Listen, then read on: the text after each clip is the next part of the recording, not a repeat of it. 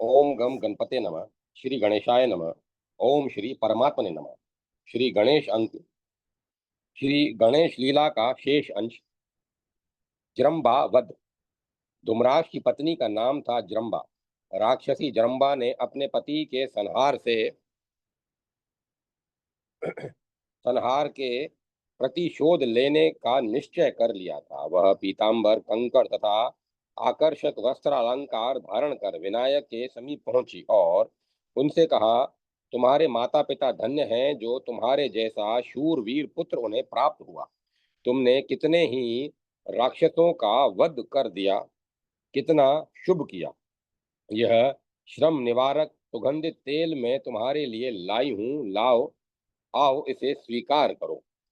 देवी रूपणी जरम्बा की मधुर वाणी से मुस्कुराते हुए विनायक ने तेल लगवाना स्वीकार कर लिया, किंतु तेल का स्पर्श लेते ही उनके शरीर में दाह उत्पन्न होने लगा।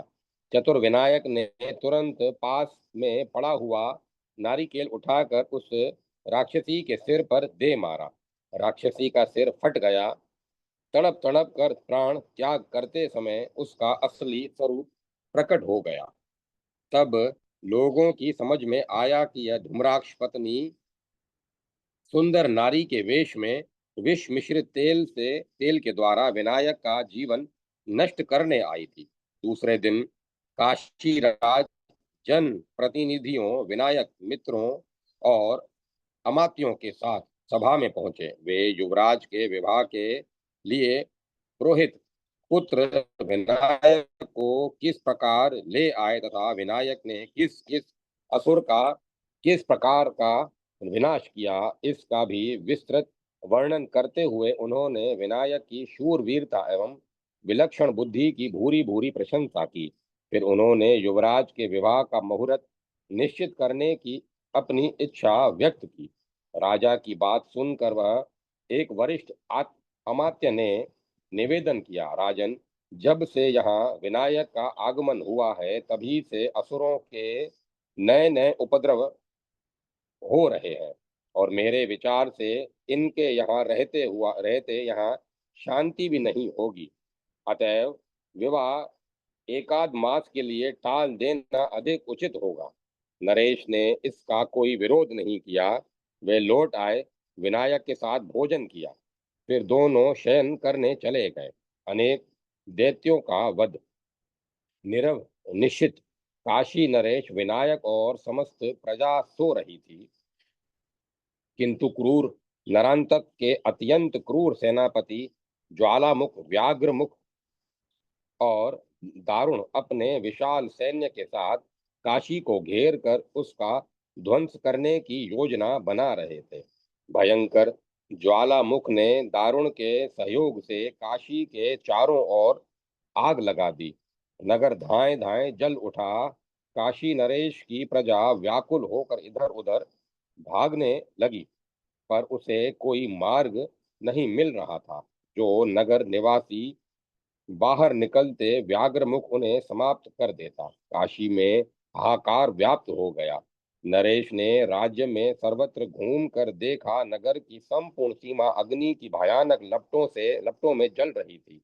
बाहर निकलने का कोई मार्ग नहीं था। अत्यंत व्याकुल होकर उन्होंने कहा, संपूर्ण विपत्तियों के मूल इस विनायक को मैं क्यों ले आया।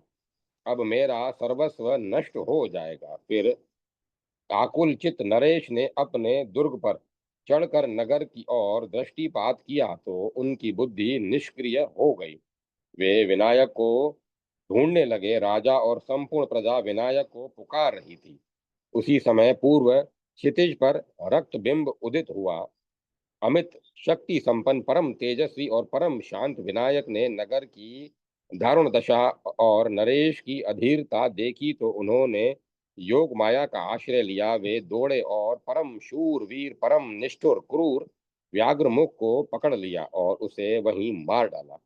उसके शरीर के टुकड़े कर उसे आकाश में दूर फेंक दिया। फिर क्रोधानल की प्रतिमा विनायक ज्वालामुख के समीप पहुंचे। उसका विशाल सैन्य दल कुछ समझ नहीं पा रहा था कि कहाँ क्या हो रहा है। महोत्कट ने ज्वालामुख का शरीर चीर कर रख दिया। भयानक दारुण भी उनके हाथों मारा गया। असुर सैन्य में हाहाकार मचा। सिंहारूढ़ विनायक की अद्भुत शस्त्र वर्षा से असुरों की सारी सेना गाजर मूली की तरह कट मरी। कुछ ही असुर प्राण बचाकर भाग सके। विनायक ने गर्जना की, उसे सुनकर सारी प्रजा प्रसन्न हुई। विनायक नरेश के समीप पहुंचे।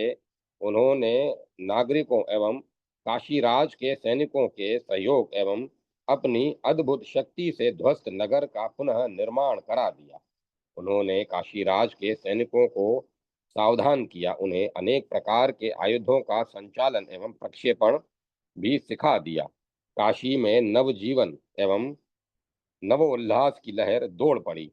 नरांतक के विशाल सैन्य के त्वरित पराजय से महामहिम विनायक के साथ काशीराज की भी कीर्ति और ख्याति सुदूर देश तक फैल गई। गिरी कंदराओं में निवास करने वाले राजाओं, देवताओं एवं ऋषि मुनियों का मन प्रसन्न होने लगा। वे सभी असुर विनाश की विनायक योजना में सहयोग देने का विचार करते हुए आशा और विश्वास के साथ विनायक की महिमा का गान करने लगे। काशीराज ने प्रसन्न होकर विनायक की पूजा की तथा ब्राह्मणों और विविध प्रकार के दान दिए ब्राह्मणों को विविध प्रकार के दान दिए। विनायक ने भी ब्राह्मणों को तृप्ति कर उपहार भेंट किए। काशीराज की राजधानी में सर्वत्र आनंद और उल्लास छा गया। नरेश प्रसन्न होने रहने लगे, किंतु परम बुद्धिमान विनायक नरांतक और देवांतक की अपरिमित शक्ति, उनकी कुटिलता और उनकी पराक्रमी वीर वाहिनी से प्रतिक्षण संचित और सशंक थे सचिंत और सशंक थे। दूसरे दिन नित्य कर्म से निवृत्त होकर विनायक बालकों के साथ खेलने चले गए और नरेश राज सिंहासन पर पहुंचे। उसी समय वहां एक दीर्घ शमशुधर ज्योतिषी पहुंचा। उसने रेशमी वस्त्र धारण किए थे और सिर पर विशाल पगड़ी बांध रखी थी। उसके बाएं हाथ में पुस्तक और दाहिने हाथ में रुद्राक्ष की माला थी। ललाट पर गोपी चंदन का तिलक था। राजा ने उसे प्रणाम किया, फिर समीपस्थ आसन पर बैठाकर उसका परिचय एवं उसके आगमन का हेतु पूछा। राजन, मेरा नाम हेम ज्योतिर्विद है और मैं गंधर्व लोक से आ रहा हूँ। काशीराज को आशीर्वाद देकर गणक ने कहा, मैं भूत, वर्तमान और भविष्य का ज्ञाता हूँ। आपकी कल्याण कामना से यहाँ आया हूँ। आप अकटक राज्य कर रहे थे, किंतु अब नित्य नूतन उपद्रव हो रहे हैं और भविष्य में और भी अधिक हानि होगी। आपके यहाँ कश्यप पुत्र महोत्कट का आगमन आपके राज्य के लिए शुभ नहीं है। कुछ नहीं तो बलवान महोत्कट ही आपको बंदी बनाकर राज्य पर अधिकार कर लेगा। नीति की दृष्टि से भी आप महोत्कट को यहाँ से शीघ्र हटा दें, यही वांछनीय है। आपके वचन सुनकर तो मुझे आपका ज्योतिष ज्ञान संदिग्ध प्रतीत होता है। काशीराज ने गणक से स्पष्ट कहा। काशी पधारने से पूर्व से ही मोह उत्कट ने कितने उत्कट असुरों का संहार किया है और संपूर्ण प्रजा कितनी सुखी है, यहाँ तो प्रत्यक्ष ही है। आप विनायक से सर्वथा अपरिचित हैं, अन्यथा ऐसा नहीं कहते। वे छोटा राज्य तो क्या, दूसरे ब्रह्मा, विष्णु, शिव और निखिल ब्रह्मांड की रचना करने में समर्थ हैं। ये इंद्र तो अनिद्र, असमर्थ को समर्थ, छोटे को बड़ा, बड़े को छोटा, नीचे को उच्च और ईश्वर को अनीश्वर कर सकते हैं। ये इंद्र को अनिद्र ये इंद्र को अनिंद्र, असमर्थ को समर्थ, छोटे को बड़ा, बड़े को छोटा, नीचे को उच्च और ईश्वर को अनीश्वर कर सकते हैं। जब इन्होंने दुष्टता करने वाले भयानक असुरों को मार डाला, तब दूसरे द्वेष करने वाले को किस प्रकार छोड़ देंगे? आपको ऐसा वचन नहीं कहना चाहिए। राजा की वाणी सुनकर ज्योतिषी का मुख कुछ विकृत हो गया। उसने क्रोध के आवेश में फिर कहा, राजन, मैं तुम्हारे हित की बात कहता हूँ, किंतु अनिश्चित भविष्य टल भी कैसे सकता है? तुम जरा उस बालक को बुलाओ, जो उसकी भी रेखाएं देखकर फल बता देता हूँ। उसी समय बाल समुदाय के साथ विनायक वहां पहुंच गए। वे गणक को प्रणाम कर राजा के समीप जा बैठे। अत्यंत बलवान कश्यप नंदन को देखकर ज्योतिषी सहम गया। उसकी मुखाकृति मलान हो गई। इस बालक की दृष्टि में आकर कोई भी राक्षस अब तक जीवित नहीं लौट पाया। यह सोचते हुए उसके बाल पर श्वेत बिंदु निकल आए। अदिति कुमार की ओर देखकर फल बताते हुए जैसे वह प्रलाप करने लगा, तू 4 दिन में कुएं में गिर जाएगा। यदि उससे बच गया तो समुद्र में डूब जाएगा। इससे भी बच गया तो तुझ पर पहाड़ टूट पड़ेगा। तुझे काल पुरुष खा जाएगा। यह सब निश्चय ही होगा, इसमें संदेह नहीं। यदि तू इस इन विपत्तियों से बचना चाहता है तो 4 दिनों के लिए मेरे साथ वन में चल, मैं तुझे फिर वहां पहुंचा दूंगा। ज्योतिषी की व्याकुलता तथा उसकी कंपादी भाव भंगिमा देखकर विनायक ने उसके सुविस्तृत वज्र तुल्य वक्ष पर मुद्रिकास्त्र का प्रयोग किया। उसका वक्ष विदीर्ण हो गया और उसे रक्त का फुहारा छूट पड़ा। चित्कार करता हुआ नरांतक का वह वीर असुर पृथ्वी पर रक्त फेंकता मृत्यु मुख में चला गया। यह दृश्य देखकर सभी आश्चर्यचकित हो गए। देवगण प्रसन्न होकर दिव्य पुष्पों की वृष्टि करने लगे। काशी नरेश ने महोत्कट की पूजा एवं उनके चरणों की वंदना की। उन्होंने विघ्न शांति अर्थ अनेक प्रकार के दान दिए। ब्राह्मण वेशधारी असुर के मारे जाने पर नरांतक ने असुरों का प्रतिशोध लेने के लिए कूपक और कंदर नामक 2 प्रचंड दैत्यों को अनेक प्रकार के रत्न अलंकार प्रदान कर भेजा। उन प्रबल कूपक और कंदर के साथ विशाल असुर सेना तथा सभी सैन्य सामग्रियां थी। कूपक काशीराज के आंगन में कूप बना और कंदर ने बालक का वेश बनाकर बालकों को एकत्र किया।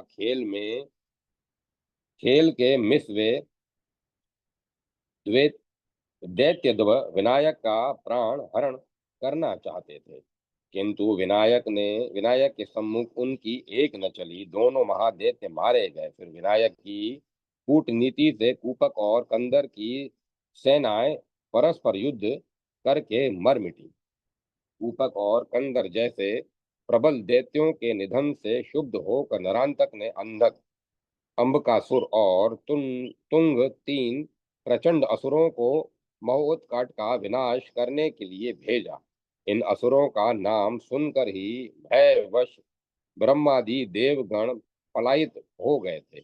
इन असुरों ने त्रिलोक के प्रख्यात वीरों का मान मर्दन कर दिया था। इन प्रसिद्ध तीनों असुरों ने यह प्रतिज्ञा की थी, हम काशीराज का ध्वंस कर उसे जल में डुबो देंगे। निश्चय ही महोत्कट मारा जाएगा, बस वह दृष्टि में पड़ जाए। शत्रु संहार के बिना हम जीवित घर नहीं लौटेंगे। तीनों मायावी प्रबल दैत्यों ने अपनी शस्त्र वर्षा से काशी राज्य को आच्छादित कर देने का निर्णय कर लिया। यह दृढ़ निश्चय लेकर अपनी महान सेनाओं के साथ वे तीनों असुर काशी के समीप पहुंचे। उनके गर्जन से त्रिलोक्य कंपित हो रहा था। अंधकासुर ने अपनी माया से भगवान भुवन भास्कर को आच्छादित कर लिया। सर्वत्र गहन अंधकार व्याप्त हो गया। जो द्विज स्नान, संध्या वंदन, जप तप, वेद पाठ, पुराण पाठ, कथा कीर्तन और पूजन आदि कर्म में तल्लीन थे, वे सहसा घोर अंधकार से चकित हो गए। गृहणियां दुग्ध गर्म करने आदि घर के कार्य प्रारंभ ही करने जा रही थी कि अचानक प्रगाढ़तम से व्याकुल हो गई। इसी प्रकार चारों वर्णों के बालक, युवा, वृद्ध, नर, नारी सबके कार्य रुक गए। दिन में ही घरों के भीतर दीप जला दिए गए। यह ऐसा क्या हो गया? यह कैसे हो गया? प्रकृति का अविचल नियम सहसा कैसे परिवर्तित हो गया? विंध्यगिरि ने क्या पुनः सूर्य मंडल को अवरुद्ध कर दिया? इस प्रकार की चिंता से काशी की प्रजा चिंतित हो रही थी। सहसा अंबकासुर के क्रोध से प्रबल झांझावात उठा। गिरी शिखर लुंठित होने लगे। वृक्ष समूल उखड़ कर पृथ्वी पर गिर पड़े। तमसाच्छन्न नगर में भयानक अंधड़ से और विपत्ति आ गई। इतना ही नहीं, आकाश में दल के दल भयानक मेघों का गर्जन होने लगा। चपला चमकने लगी और कुछ ही क्षणों में मूसलाधार वृष्टि प्रारंभ हो गई। प्रगाढ़तम प्रबल प्रभंजन और प्रलय कालीन वृष्टि काशी की प्रजा के कष्ट की सीमा नहीं थी। वन उपवन और वाटिकाएं ध्वस्त हो रही थी। भयानक वृष्टि से त्राण पाने के लिए समस्त स्त्री पुरुष घरों में चले गए, पर ग्रहों में के धराशायी होने से इतनी प्रजा मृत्यु मुख में चली गई। वृष्टि उत्तरोत्तर तीव्र होती गई और सब कुछ तीव्र गति से जलमग्न होता जा रहा था। सभी लोग त्रस्त थे, तब सभी भय से कांप रहे थे। सभी अधीर, अशांत और किंग कर्तव्य विमूढ़ हो गए थे तथा सबकी बुद्धि निष्क्रिय हो गई थी। निर्मम दैत्यों की प्रलयंकर माया से पीड़ित पूर्ववासियों का कष्ट देखते ही आर्त त्राण परायण विनायक ने अपनी माया से लता गुल्म सुशोभित एक अत्युच्च वट का निर्माण किया। उसकी शाखाएं 100 योजन तक फैल रही थी। उस समय विनायक विशालतम अद्भुत पक्षी के रूप में प्रकट हुए। उस पक्षी के सुपुष्ट पंख देर तक फैले हुए थे। उसका मस्तक आकाश को स्पर्श कर रहा था। उन पक्षी रूपी विनायक ने असुर की माया दूर की और सूर्य प्रकाशित हुए। फिर उस अलौकिक पक्षी ने जल में डुबकी लगाई और कुछ ही देर में संपूर्ण जल सूख गया। मायावी अंधक एवं अंबकासुर की माया नष्ट हुई। द्विजातियों एवं नगर निवासियों का जीवन क्रम पूर्वत प्रारंभ हुआ। अंधक और अंबक के सर्वथा अशक्त हो जाने पर तुंग ने अत्यंत क्रुद्ध होकर उस महान पक्षी पर मूसलाधार वृष्टि प्रारंभ कर दी।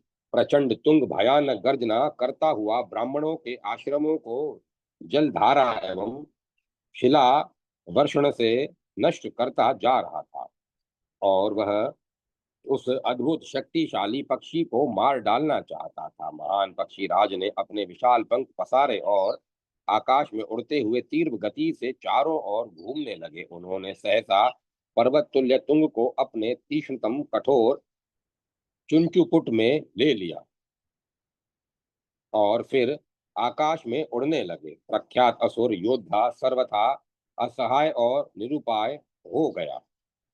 तुंगासुर को अपनी चोंच में लिए पक्षीराज तीव्र गति से धरती की ओर लपके। वे अपने एक पैर से अंधक और दूसरे पैर से अंबक को लेकर विस्तृण लीलाकाश में अत्यंत ऊंचे जाकर चारों ओर चक्कर काटने लगे। असुर त्रय तीव्र भ्रमण एवं सूर्य की अग्निमयी किरणों से झुलसकर मूर्छित हो गए थे। पक्षीराज ने शून्य में अत्यधिक ऊपर जाकर उन तीनों असुरों को अपनी चोंच और पैरों से मुक्त कर दिया। पृथ्वी पर गिरते ही उनका शरीर चूर्ण विचूर्ण हो गया। आकाश से पुष्प वृष्टि होने लगी।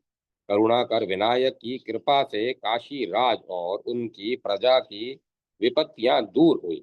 सबने हर्ष विभोर होकर विनायक की जय जयकार की, किंतु प्रयत्न करने पर भी उन्हें उक्त मायामय विशाल वट एवं पक्षी के पुनः दर्शन नहीं हुए। काशी राज ने विनायक की पूजा एवं स्तुति कर ब्राह्मणों को उनके प्रकार अनेक प्रकार के दान दिए। उन्होंने शांति होम कराकर गोदान किया और सबके चले जाने के बाद वे विनायक के साथ भोजन करने बैठे। अंबकासुर का मस्तक उड़कर उसके भवन में गिरा। उस समय उस महादैत्य की माता भ्रमरी स्वर्णशैया पर शयन कर रही थी। अंबक का छिन्न मस्तक भ्रमरी की एक सखी ने देखा। अत्यंत आश्चर्य से उसने वह मस्तक भ्रमरी को दिखाया तो भ्रमरी मूर्छित होकर पृथ्वी पर गिर पड़ी।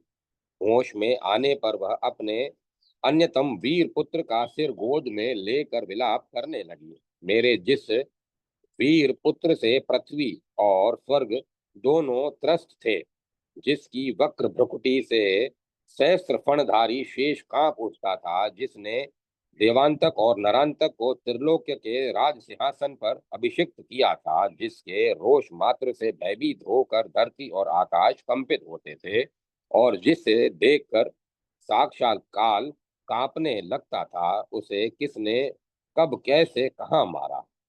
अत्यंत दुख से भ्रमरी को विलाप करते देख उसकी सखी ने समझाया, प्रत्येक प्राणी की अंत में यही गति होती है, पर मृत प्राणी के लिए रुदन से गिरे हुए अश्रु उसके मुख में तप्त ज्वाला की तरह पड़कर उसे कष्ट देते हैं। अतएव तुम क्रंदन छोड़कर शत्रु से प्रतिशोध लेने का प्रयत्न करो। मेरे पुत्र का मस्तक तेल से में सुरक्षित रखो। आंसू पोंछती हुई भ्रमरी ने सखी से कहा, मैं काशी जाती हूँ, वहां शीघ्र ही अदिति के पुत्र का सिर लाकर ही उसके साथ इसका दाह संस्कार करूंगी। क्रुद्ध सर्पणी तुल्य फुत्कार करती हुई भ्रमरी ने देव माता अदिति का रूप पहुंची बनाया और काशी पहुंची।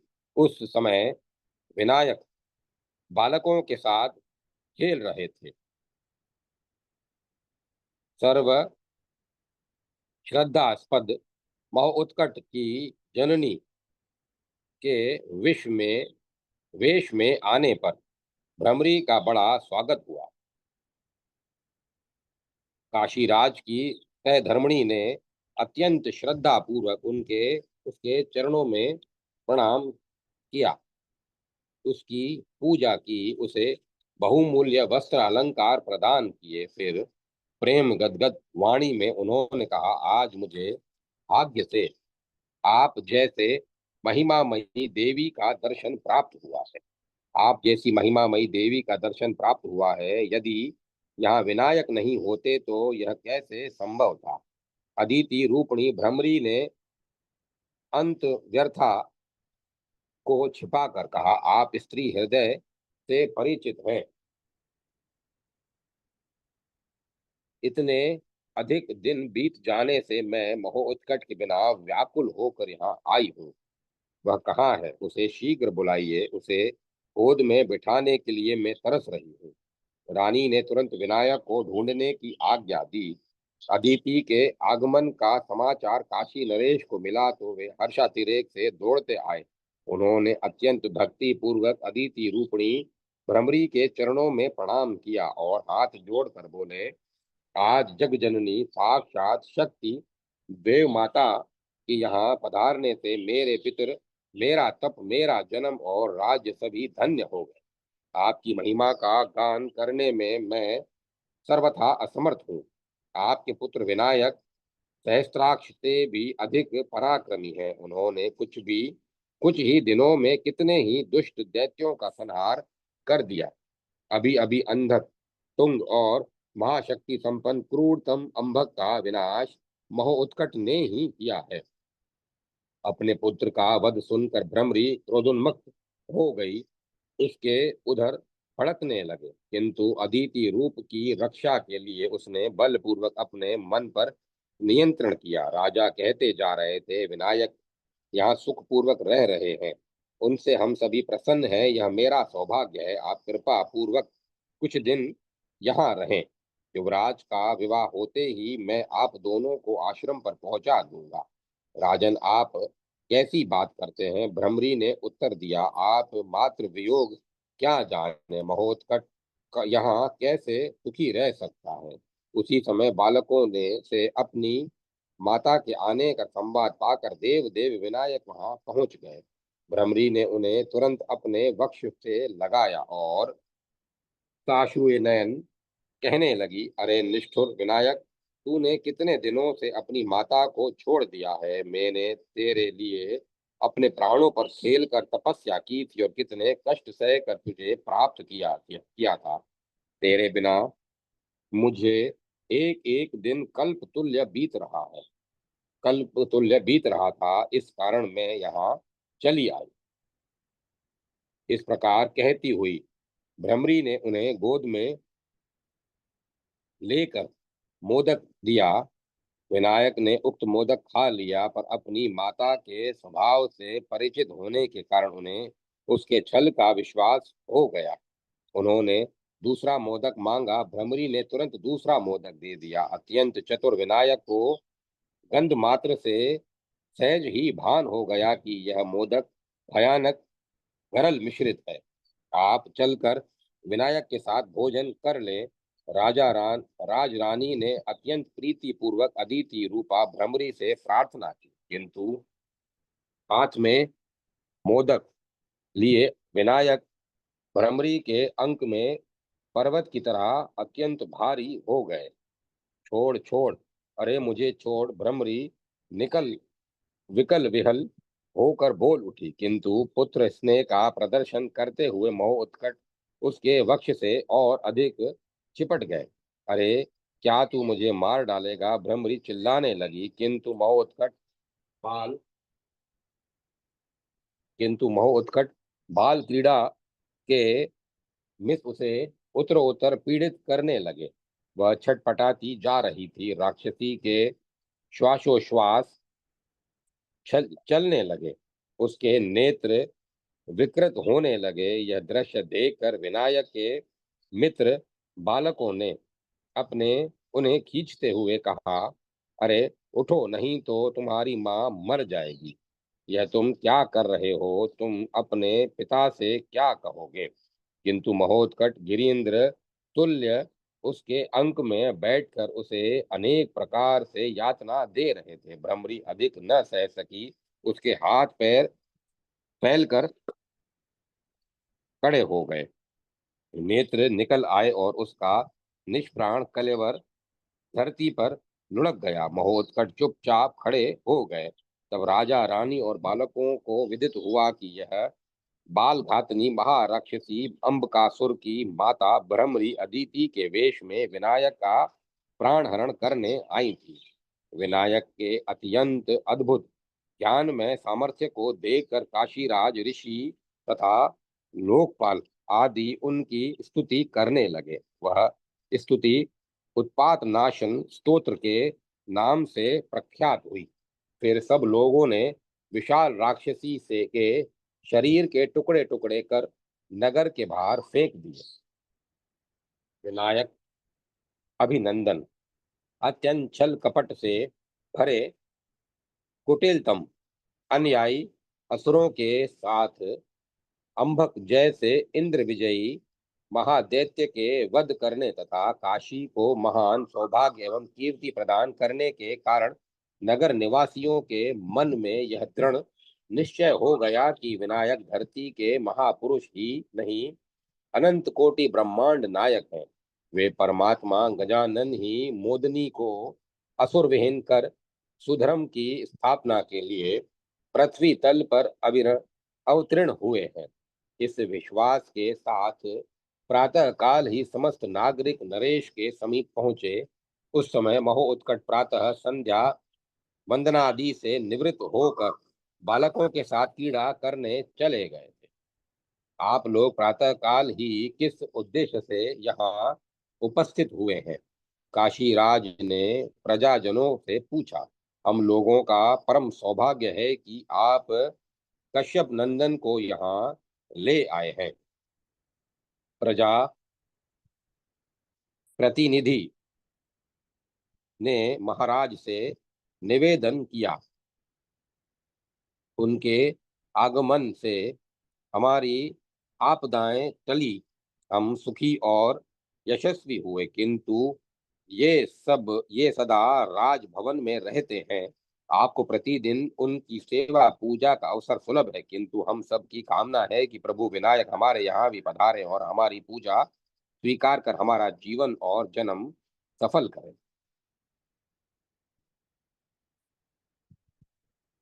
आप सर्वथा उचित कहते हैं, काशी राज ने प्रजाजनों से कहा। विनायक की सेवा पूजा कर उनकी प्रीति प्राप्त करने का अधिकार मेरी ही भांति आप सबको भी है।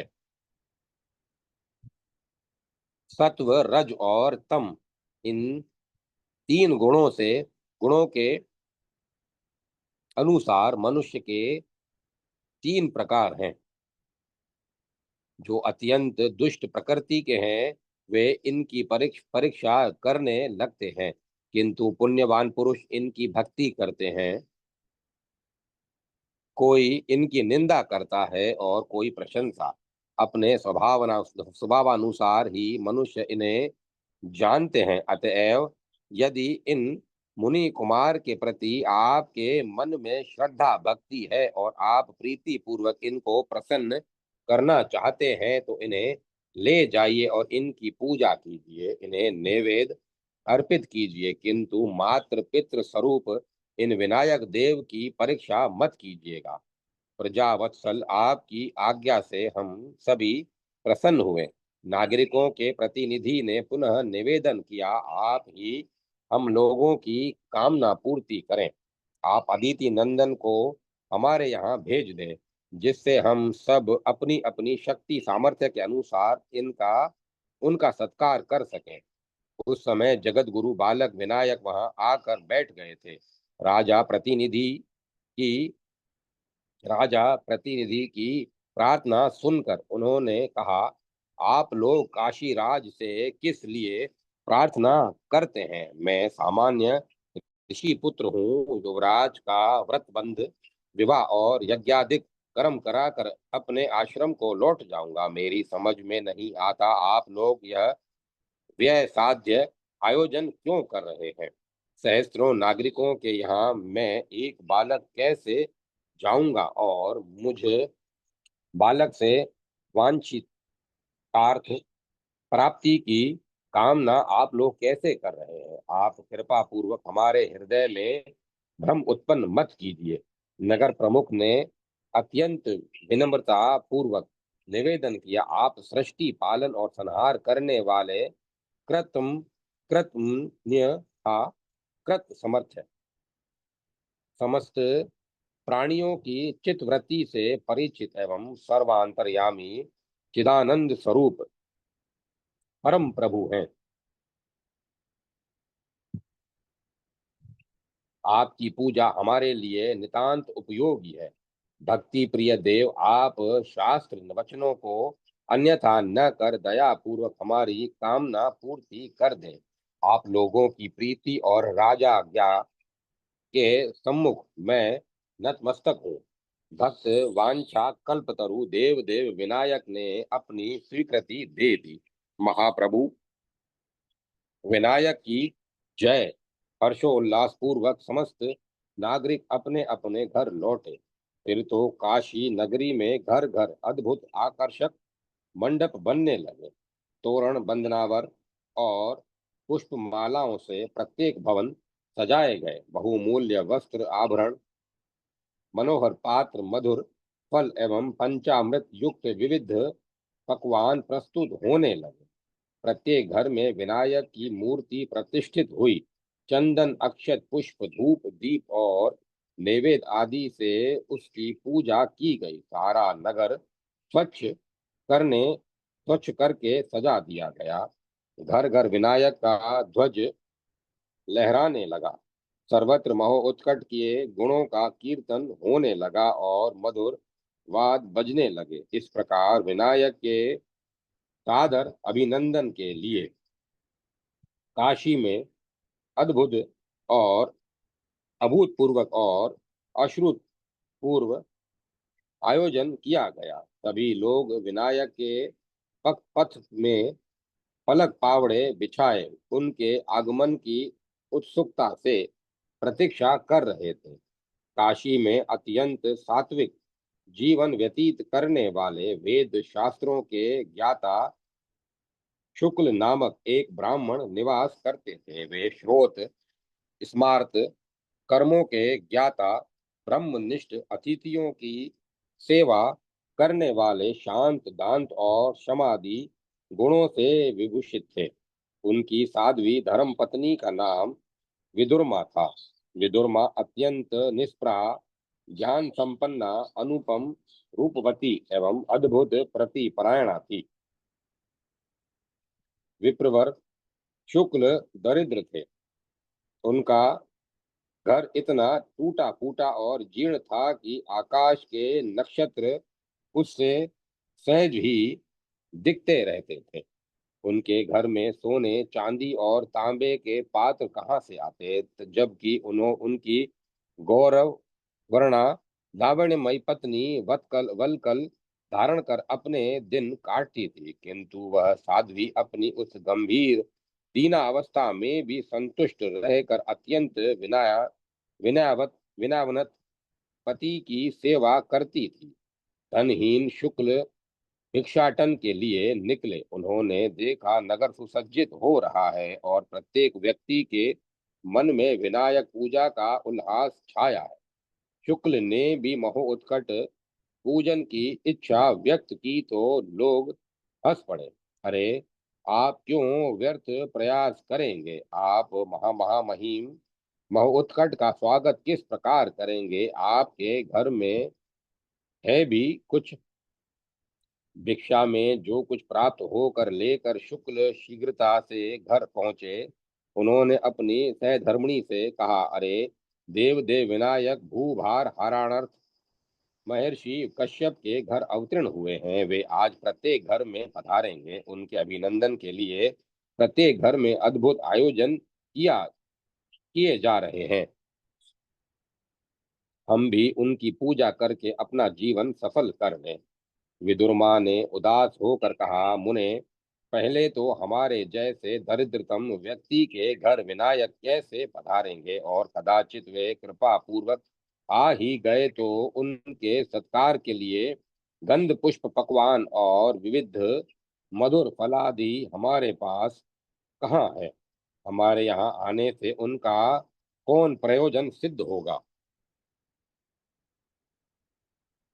ब्राह्मण बोले, प्रिय, वे प्रभु दीन और अनाथों के नाथ हैं। उन्हें प्रेमी भक्त प्राणाधिक प्रिय होते हैं। वे दम्भ पूर्ण अर्पित किए गए स्वर्ण आदि से संतुष्ट नहीं होते। वे लोभ शून्य दया में प्रभु तो प्रीति पूर्वक समर्पित पत्र पुष्प से ही अत्यंत प्रसन्न हो जाते हैं। शुक्ल पत्नी विदुरमा ने कहा, तो फिर हमारे पास जो कुछ है वह उसे ही प्रभु को निवेदन करें। विदुरमा प्राय भिक्षा में प्राप्त अनेक प्रकार के अन्न एक ही में पीस कर रोटी बना लेती और थोड़े से चावल में अधिक पानी मिलाकर भात पति देव को भोजन कराकर पीछे स्वयं खाती। कभी कभी तो उसे जल पर ही रहना पड़ता। उस दिन शुक्ल शर्मा ने उस अन्न को देकर विनायक पूजन के लिए गंध अक्षत पुष्प धूप दीप वन्य फल वलकल और मुख शुद्धार्थ सूखा आंवला आदि वस्तुएं ले ली। विनायक के चरणों में अमित श्रद्धा भक्ति रखने वाली उनकी सहधर्मिणी विदुरमा ने अपने छोटे से घर को झाड़ पोंछ कर स्वच्छ किया। सुंदर चौक पूरा और दर्द बिछाकर उस पर पूजो पूजोपकरण रख दिया। पत्तों का तोरण द्वार पर बांधा और पत्तों का ही ध्वज खड़ा कर लिया। फिर अत्यधिक जल में उपलब्ध थोड़े से चावल का भात बनाया। सर्वलोक महेश्वर विनायक को अर्पित करने के लिए उस श्रद्धामयी विदुरमा और भक्त हृदय शुक्ल शर्मा के घर वहीं पतले मांड मांड से भरा थोड़ा सा भात था। पहले शुक्ल शर्मा ने नैवेद्य और वैश्व देव किया, फिर घर में धूप जलाकर धर्मणी के साथ विनायक का ध्यान करते हुए द्वार पर बैठ गए। परंतु प्रभु विनायक का नाम जप करते हुए दंपति के नेत्रों से अविरल प्रेमाश्रु प्रवाहित होता जा रहा था। अदिति नंदन विनायक बालकों के साथ मणिकर्णिका पर स्नान कर रहे थे। वे जल से निकले, नवीन वस्त्र धारण किए और बालकों के साथ सीधे शुक्ल शर्मा के द्वार पर पहुंचे। विनायक हमारे विनायक हमारे द्वार पर पधारे। ब्राह्मण दंपति के आनंद की सीमा न रही। हर्ष विभोर होकर वे नृत्य करने लगे। विदुरमा आश्चर्यचकित हाथ जोड़े विनायक को अपलक दृष्टि से देख रही थी। उसके नेत्र से आनंद के आंसू बह रहे थे। किसी प्रकार शुक्ल शर्मा का नृत्य बंद हुआ तो उनकी वाणी जैसे अवरुद्ध हो गई। जगधुंद त्रिलोक्य नायक विनायक की अभय अर्चना के लिए क्या करूं क्या न करूं कुछ समझ में नहीं आ रहा था उनकी। फिर भी उन्होंने प्रभु को आसन पर बिठाकर धीरे धीरे उनके चरण कमलों को दबा दबा कर धोया। प्रभु पद पद्म का धोवन उन्होंने अपने माथे पर चढ़ाया, विदुरमा के मस्तक पर छिड़का और शेष जल दोनों पी गए। आज मेरा जन्म, तप, ज्ञान, वंश, व्यय आदि सभी सफल हुए। जो पापों का नाश करने वाले जो पापों का नाश करने वाले दीनानाथ मुझ अकिंचन की कुटिया पर पधारे। शुक्ल शर्मा ने हाथ जोड़कर कहा और गंध, अक्षत, पुष्पमाला, धूप, दीप, दुर्वांकर, शमी पत्र, उत्तम तेल आदि विनायक को अर्पित किए। फिर उनके सम्मुख वन्य फल रखकर पुष्पांजलि समर्पण करके चरणों में प्रणाम किया। भक्त शुक्ल शर्मा अत्यंत पतला मांड मिश्रित भात परसने में लज्जित हो रहे थे कि इस कारण वे प्रभु के सम्मुख हाथ जोड़कर खड़े हो गए। सर्वांतर्यामी विनायक देव ने अत्यंत प्रीति पूर्वक विदुरमा से कहा, माता तुमने क्या भोजन बनाया है? जो कुछ तुम्हारे पास तैयार हो मुझे वही निसंकोच अर्पित करो। भक्ति पूर्वक प्रदत्त कंदन भी मुझे अमृत से अधिक सुस्वादु और तृप्तिकर प्रतीत होता है। श्रद्धाहीन बहुमूल्य पकवान भी मेरे लिए विष तुल्य है। माता विदुरमा तो निहाल हो गई। दयाधाम विनायक ने मुझे माता कह दिया। बालक तो दरिद्रता दरिद्रा माता का दिया सब कुछ खाएगा ही, फिर भांड भात क्यों नहीं खाएगा? सफल मनोरथ विदुरमा भात का पूर्ण पात्र ही उठा लाई। कुछ बालक विनायक के साथ वन्य फल खा रहे थे, किंतु कुछ विनायक की यह लीला देखकर ठहाका मार कर हंसने लगे। शुक्ल शर्मा ने अनेक अन्नों की पीठी परोसी। विनायक उक्त अन्न की भूरी भूरी प्रशंसा करके बड़े चाव से आरोग रहे थे। बीच बीच में जल की भी ग्रहण करते जाते। फिर शुक्ल शर्मा ने बांड भात परोसना आरंभ किया। घुटने भर पानी में हाथ बनाया है क्या पंडित जी? दरिद्र ब्राह्मण का अन्न न खाने वाले बालकों ने व्यंग किया और हंस पड़े। आज तक मैंने इतना सुस्वादु भोजन कभी नहीं किया। अत्यंत प्रसन्न होकर उल्लास पूर्वक महो उत्कट ने ब्राह्मण दंपति से कहा, मांड भात और दीजिए। ब्राह्मण ने पूरा पात्र पत्तल पर उलट दिया। भात बिखर गया और मांड बहने लगा। बालक विनायक उसे अपने नन्हे दो हाथों से नहीं रोक सके, अतएव वे तुरंत दशभुज हो गए और अपने दसों हाथों से मांड भात खाने लगे। भक्ति प्रिय विनायक को अपना वर्तमान स्वरूप विस्मृत हो गया। यह दृश्य उपस्थित जन चकित होकर देख रहे थे। जिन बालकों ने विनायक के साथ उस भक्त ब्राह्मण का अन्न ग्रहण किया, वे सभी देव स्वरूप हो गए। वह देखकर उपहास करने वाले बालक मन ही मन पश्चाताप करने लगे। उधर संपूर्ण नगरवासी उत्सुकता पूर्वक परस्पर पूछ रहे थे कि विनायक कहाँ है, और जब उन्हें विदित हुआ कि महामहिम विनायक दरिद्र ब्राह्मण शुक्ल शर्मा के यहाँ 10 हाथों से उसका मांड भात खा रहे हैं, तो उनके आश्चर्य की सीमा न रही। भोजना भोजनोपरांत करुणामय ने शुक्ल शर्मा के दिए जल से हाथ धोया और मुख शुद्धि ली। तब अत्यंत प्रसन्न होकर उन्होंने शुक्ल शर्मा से कहा, अनग, आपकी अद्भुत प्रीति से मैं पूर्ण प्रसन्न हूँ। महाभाग्यवान, आप इच्छित वर मांगे।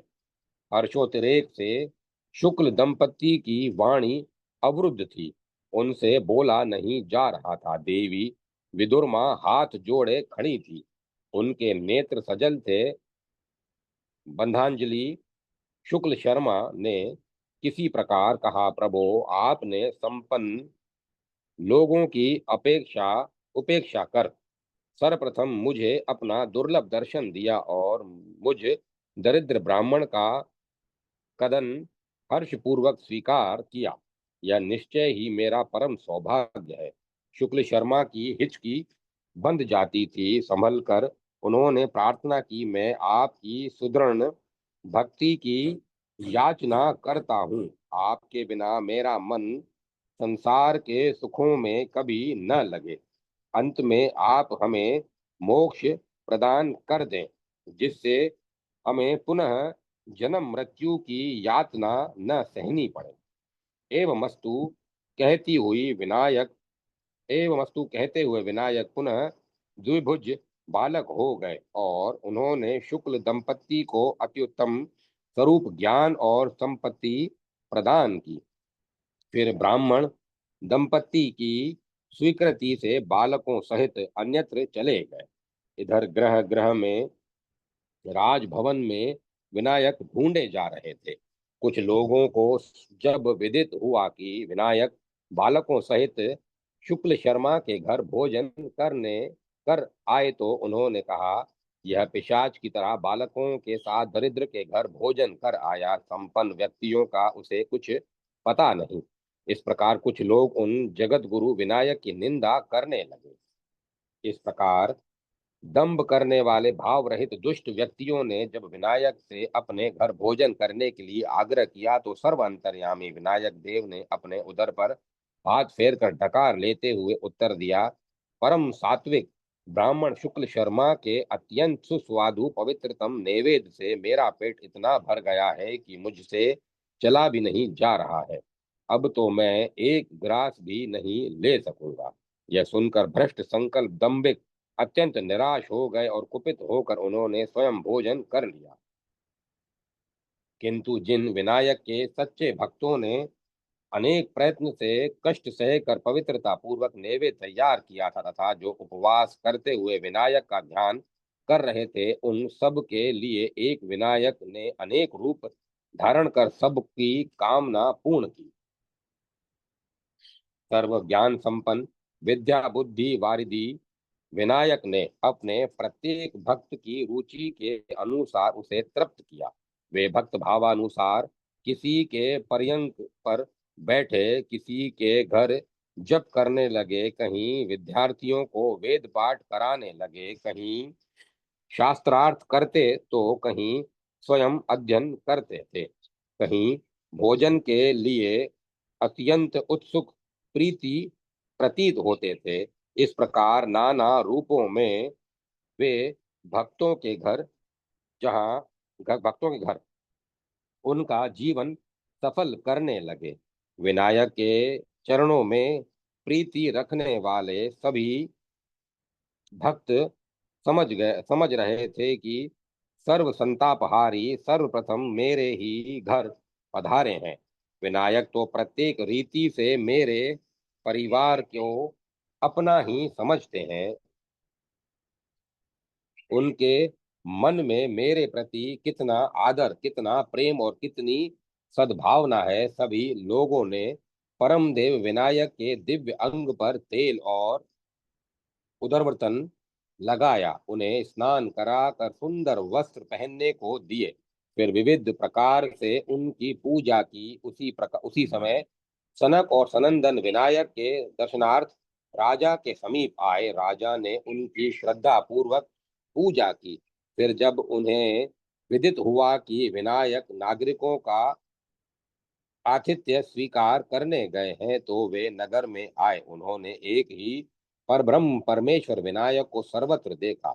सनक सनंदन ने प्रत्यक्ष देखा, एक ही देव विनायक कहीं शिबिकारुण, कहीं गजारुण और कहीं हयारुण होकर भोजन करने जा रहे हैं। इस प्रकार सभी लोग बालक विनायक की पूजा में व्यग्र थे। सनक सनंदन जहां जहां गए वहीं उन्होंने विनायक को उपस्थित देखा। विनायक देव कहीं नैवेद्य आरोग रहे थे, तो किसी घर में हाथ धो रहे थे, किसी घर में फल खा रहे थे, तो किसी में तांबुल ग्रहण कर रहे थे और किसी में सुकोमल पर्यंक पर विश्राम करते हुए भक्त की लालसा पूरी कर रहे थे। इस प्रकार अनेक घरों में जाकर उन पूज्य ऋषियों ने विनायक देव की अद्भुत विभूति का दर्शन किया। उन्होंने धरती पर, ग्रहों के भीतर बाहर, दसों दिशाओं और अनंत अंतरिक्ष में सर्वत्र विनायक को प्रत्यक्ष देखा। ऋषियों ने भीतर बाहर सर्वत्र विनायक को ही देखा। उन्हें सिद्धि बुद्धि सहित दश भुजाधारी चंद्र भाल के दिव्य रूप का प्रत्यक्ष दर्शन प्राप्त हुआ। वे गदगद कंठ से महाप्रभु विनायक की स्तुति करने लगे। निष्पाप परमेश्वर, आप समस्त कारणों के भी कारण हैं, साथ ही मेरे कारणों से अतीत हैं। आप ब्रह्म स्वरूप ब्रह्मांड के कारण तथा व्यापक परमात्मा हैं। आप ही इस जगत का पालन, सर्जन तथा संहार करते हैं। आप रूप रहित होते हुए भी नाना रूपों से युक्त हैं, नाना प्रकार की माया शक्ति से संपन्न है। आप ही पंचभूत, यक्ष, गंधर्व तथा राक्षस हैं। संपूर्ण चराचर विश्व आपका स्वरूप है। आपकी स्तुति करने में कौन समर्थ हो सकता है? आपके स्वरूप को न जानने के कारण ही श्रुति नेति नेति कहकर मौन हो जाती है।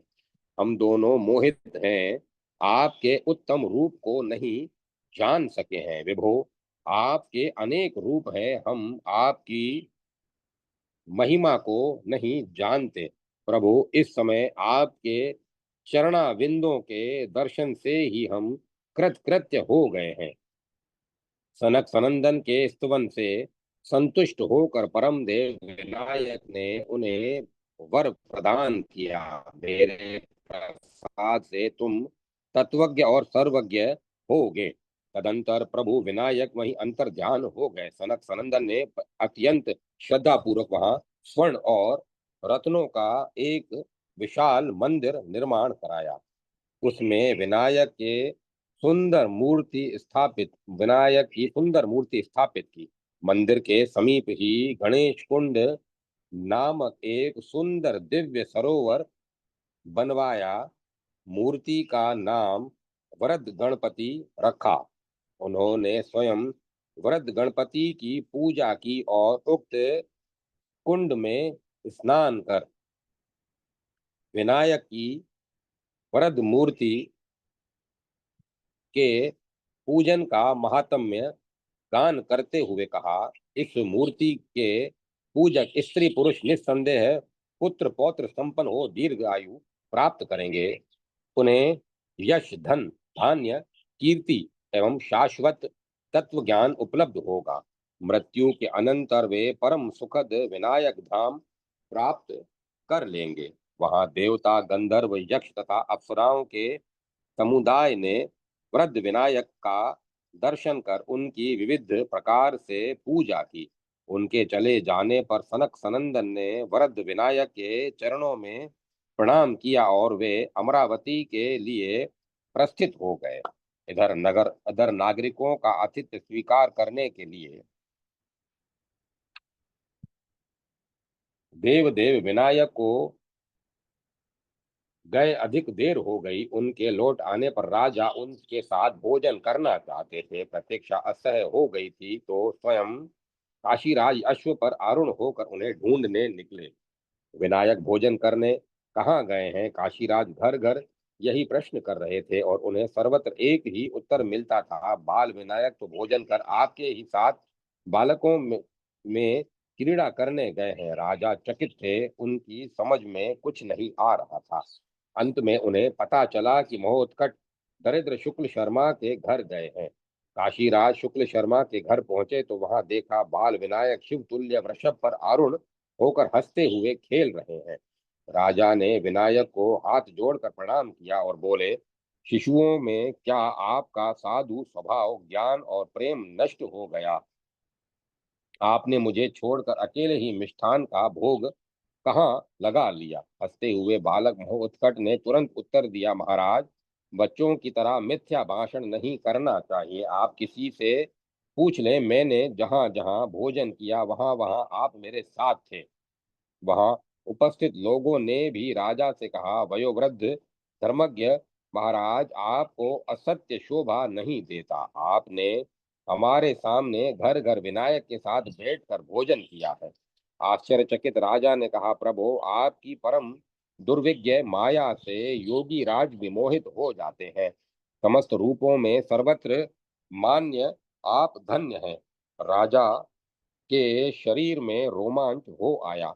उन्होंने ध्यान पूर्वक देखा तो उन्हें भय तापहारी विनायक के दर्शन हुए। जल और उसकी अभी जल और उसकी विधियों की तरह उन्हें संपूर्ण सृष्टि एवं विनायक के में सर्वथा अभेद का दर्शन हुआ।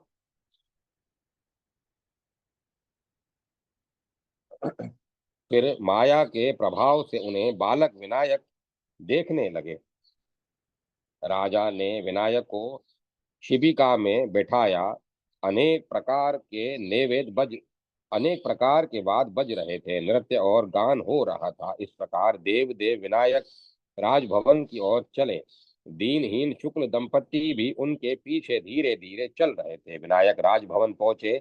उन्होंने बालकों को घर लौटा दिया और जब उन्होंने अपनी ओर अपलक दृष्टि से निहारते शुक्ल दंपति को देखा तो वे लज्जित हो गए। मैंने इन श्रद्धा भक्ति की दिव्य युगल मूर्ति को कुछ नहीं दिया। इन प्रीति प्रतिमाओं में को मैं क्या दूं? यद्यपि इनके लिए कुछ भी अधेय नहीं, किंतु इनके पवित्र प्रेम के सम्मुख त्रिलोक्य की अनंत संपदा भी तुच्छ है।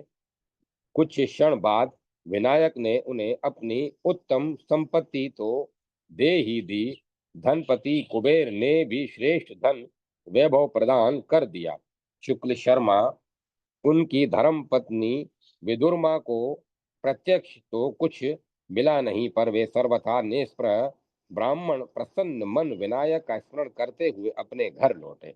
ब्राह्मण दंपति के आश्चर्य की सीमा नहीं थी। उनके जीर्ण घर का अस्तित्व ही नहीं रह गया था। वहां उनके स्थान पर अमरावती के इंद्र भवन से भी श्रेष्ठ भवन प्रस्तुत था। ब्राह्मण दंपति अत्यंत चिंतित हुए ही थे कि भवन से सुंदर वस्त्राभरण भूषित सेवक निकले।